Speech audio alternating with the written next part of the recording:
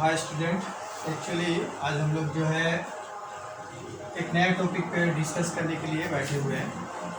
बहुत सारे स्टूडेंट्स सवाल करते हैं कि किस तरह से हम अपना मेमोरी को बूस्ट कर सकते हैं, मैंने मेमोरी को कैसे हम लोग इंक्रीज कर सकते हैं, बढ़ा सकते हैं। एक्चुअली स्टूडेंट यहाँ बहुत सारे फैक्टर काम करते हैं, तो कुछ पॉइंट्स यहाँ हमने लिखा है, उस पर हम डिस्कस करेंगे। ठीक है। एक्चुअली क्या है, जब हम लोग पढ़ाई करते हैं तो उसमें सबसे इम्पोर्टेंट रोल है मेमोरी का। आप जितना याद रख सकते हैं उतना अच्छा आप लिख पाइएगा, जितना अच्छा लिख पाइएगा उतना अच्छा आप मार्क्स स्कोर कर पाइएगा।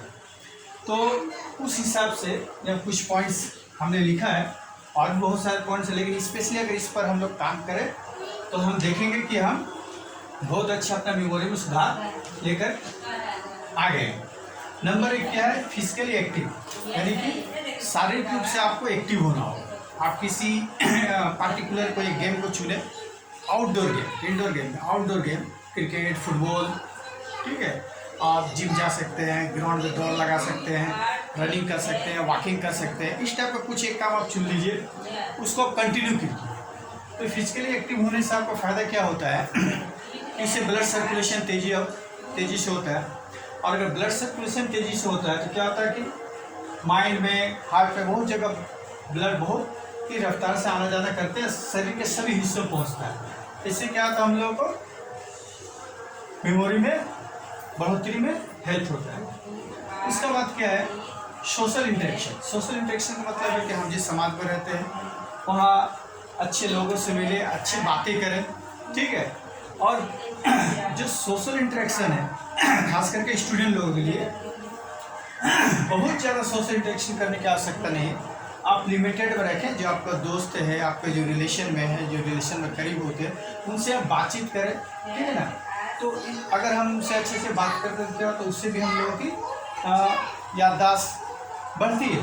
इसके पीछे लॉजिक क्या है कि बात करें, एक्चुअली क्या होता है, क्या है, हम लोग जब अच्छे बात करते हैं तो हम लोगों का एक अच्छा माहौल तैयार होता है, जिससे कि हम लोगों का टेंशन डिक्रीज होता है। टेंशन जब डिक्रीज घटेगा क्या होता है, हम लोग अच्छे किसी चीज़ को सोच सकते हैं। स्टे ऑर्गेनाइज का मतलब है कि आप अपने आप को व्यवस्थित रखें, एक फिक्स रूटीन फॉलो करें। सुबह इतने बजे उठना है, इतने बजे वॉकिंग में जाना है, इतने बजे नाश्ता करना है, इतने बजे मुझे कोचिंग क्लासेस जाने हैं, या फिर स्कूल जाना है, स्कूल से इतने बजे आना है, फिर खेलना है, फिर ये इतने बजे पढ़ने बैठना है। अपने आप को ऑर्गेनाइज वे में, एक रूटीन में अपने आप को रखना जरूरी है। साथ ही साथ कि अपने आसपास जिस रूप में हम रहते हैं वहाँ एक व्यवस्थित तरीक़ा से सब चीज़ व्यवस्थित होना चाहिए। मुझको जगह में नहीं, जैसे इधर कपड़ा फेंक दिया, उधर इस तरह, ऐसे नहीं।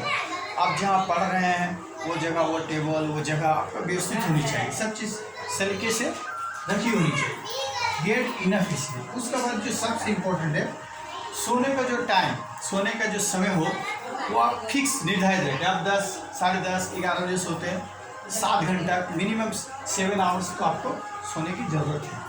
तो 7 घंटा कम से कम सोने का आदत बनाएं। जब भी सोएं 7 घंटा जोड़ लीजिए। आप सुबह उठ जाइए।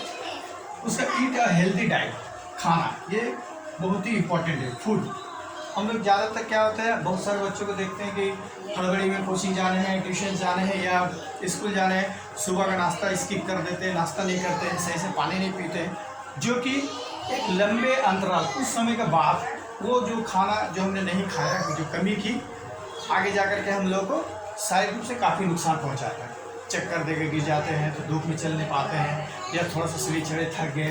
तो ये कम से कम हम लोग जरूर फॉलो करेंगे। सुबह नाश्ता जरूर करें और अच्छा नाश्ता करने की कोशिश करें।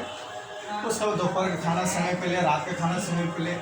तो ये इस तरह से फॉलो करने से आपकी जो मेमोरी है, याददाश्त है, कम से कम ये दुरुस्त होने की संभावना है। ठीक है। स्टूडेंट लोगों के साथ जो समस्या है वो सवाल करते हैं कि किस तरह से हमें पढ़नी चाहिए। मैं चूँकि एक मैथ के टीचर के रूप में आपको ये सिर्फ 2-4 बातें बताना चाहूँगा। सबसे पहले, ज़्यादातर स्टूडेंट का मैंने देखा कि मैथ सब्जेक्ट बहुत कमज़ोर है।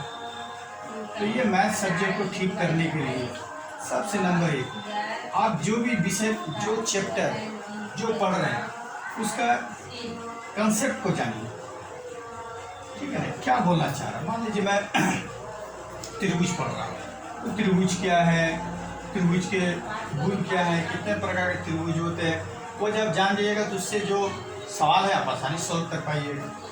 नंबर 2, कंसेप्ट जान लेने के बाद उस चैप्टर से या उस टॉपिक से संबंधित फॉर्मूला को आप एक कॉपी में नोट्स बनाएं, कॉपी में लिख कर रखें। नंबर 3, चैप्टर या अध्याय के जो भी सवाल है, क्वेश्चन है, उसको आप खुद से सेल्फ, ठीक है, सॉल्व करने का कोशिश करें। ठीक है, जहां आप पढ़ते वहां आप टीचर्स का मदद लें। जब आप खुद से बनाइएगा, गलत हो सही हो, आप जो टीचर से पढ़ते हैं उसको दिखाइए, चेक कराइए और फिर उसको 2 बार 3 बार बनाइए। ये रेगुलर प्रैक्टिस आप जितना कीजिएगा आपका ये क्लियर हो जाएगा। ये 2-3 तरीका है आपको मैथ ठीक करने का, और ये कुछ तरीका है जो कि आप मेमोरी को ठीक कर पाइए। कोशिश कीजिए इसको फॉलो करने का, देखिए जरूर फायदा मिलेगा।